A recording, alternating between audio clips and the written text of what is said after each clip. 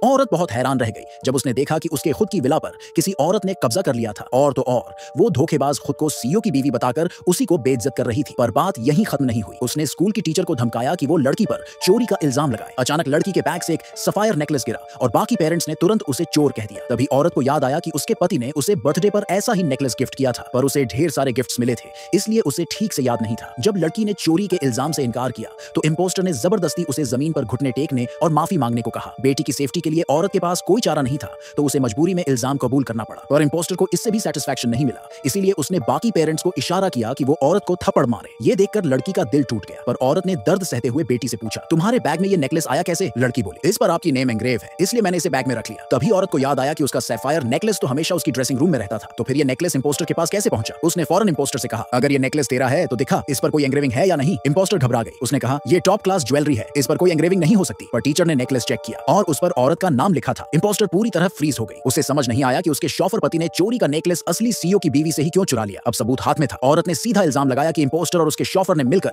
उसकी कार की चाबी और नेकलेस चुराया। फिर उसने पूछा, आखिर तुम दोनों का रिश्ता क्या है? इम्पोस्टर डर गई। उसने कहा, मैं इस शॉफर को जानती भी नहीं, पर उसका बेटा बोलने ही वाला था कि शॉफर उसका बाप है। तभी इम्पोस्टर ने झट से उसका मुंह दबा दिया। फिर सबके सामने उसने ऐलान कर दिया कि उसका पति ही सीईओ है, वो विला और कार उसी के नाम पर है और नेकलेस को लड़की ने चोरी करके उस पर खुद का नाम खुदवाया है। ये सुनते ही बाकी पेरेंट्स ने औरत को फिर दोषी ठहराया। उन्होंने कहा, इतने महंगे नेकलेस पर एंग्रेविंग करवाकर इसे बर्बाद कर दिया। इम्पोस्टर हंसते हुए बोली, तू तो इसे अफोर्ड भी नहीं कर सकती, पर तुझे इतना पसंद है ना तो ले ले। पर जैसे ही औरत नेकलेस लेने आगे बढ़ी, इम्पोस्टर ने उसे जमीन पर गिरा दिया। औरत को नेकलेस से ज्यादा उसकी इज्जत की परवाह थी, पर यह उसके पति का गिफ्ट था, इसलिए उसने झुककर उठाने की कोशिश की। तभी इम्पोस्टर ने उसके हाथ पर पैर रख दिया। तेरा पति तो एक मामूली मजदूर है, मैं चाहूं तो इसे फेंक भी दूं, पर तुझे कभी नहीं दूंगी। मां की चोटिल उंगलियां देखकर लड़की का दिल टूट गया। उसने फौरन अपनी स्मार्ट वॉच से अपने पापा को कॉल किया, पर इम्पोस्टर के बेटे ने वॉच को जमीन पर गिरा दिया। भीड़ ठहाके मारकर हंसने लगी। उन्होंने कहा, तेरा बाप आ भी गया तो क्या करेगा, वो तो एक मामूली एम्प्लॉय है। पर सीईओ ने कॉल पर सब सुन लिया था। उसने तुरंत अपने असिस्टेंट को कहा, ड्राइव करो, अभी इसी वक्त विला पहुंचो। उधर एक पेरेंट ने इम्पोस्टर को खुश करने के लिए औरत को बाहर निकालने की कोशिश की, पर औरत ने उसे जोर से धक्का दिया, जिससे वो एक महंगे फूलदान से टकरा गया। इम्पोस्टर ने इसी मौके का फायदा उठाया। उसने चिल्लाकर कहा, देखो, इसने सीईओ के प्रॉपर्टी को नुकसान पहुंचाया। पर औरत को कोई फर्क नहीं पड़ा। उसने कहा, मुझे नहीं पता तेरा पति कौन है, पर अगर मेरे पति ने धोखा दिया तो मैं उसे खाली हाथ बाहर निकाल दूंगी। फिर उसने पूरे आत्मविश्वास से ऐलान किया, मैं ही असली सीईओ की वाइफ हूं। सब दंग रह गए, पर कोई यकीन नहीं कर रहा था, बल्कि सबने ये मान लिया कि वो सिर्फ सीईओ की रखेल है।